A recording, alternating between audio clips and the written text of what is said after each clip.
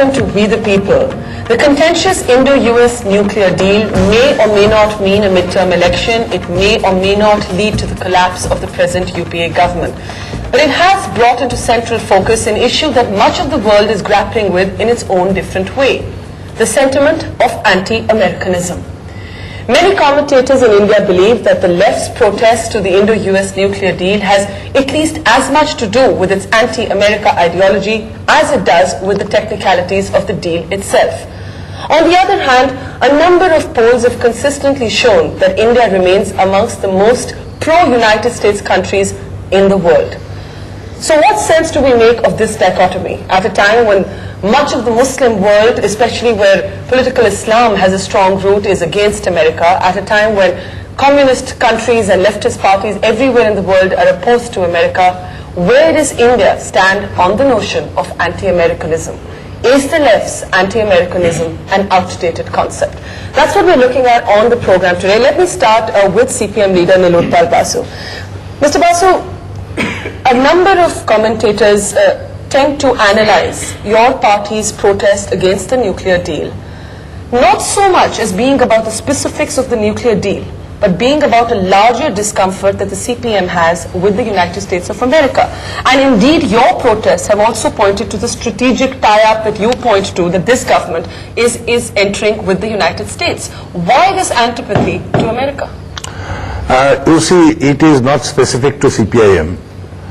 People are talking about our ideologically driven positions, but one has to understand that Bushism, or for that matter neoconservatism, is something which is driving a contemporary American worldview, and that is being opposed by sections which does not include only the left. So your discomfort is with Bush and not with America? And the overall foreign policy. I mean, and especially the current version of the foreign policy, which is prompted by neoconservatism. You see, what is the position of this politics in American domestic opinion itself? It is not accepted. In Britain, I mean, Blair had to go prematurely because of identified too closely with this version. Yes. So therefore, after the Cold War, people expected that there will be no more blocs. I mean, it will be a multipolar world. There was no need for this kind of strategic overreach. Okay. I mean, you have termed that we are in a time lab, but you tell me, what is the justification of the continuation of NATO? What is the need for replicating NATO-like structures in other parts of the world? We'll come to the specifics of it. Lots of different points in that thing. Bushism and foreign policy. Abhishek Singhvi, your Prime Minister, has consistently described President Bush as one of the friendliest American presidents towards India. He's gone on record to actually say that.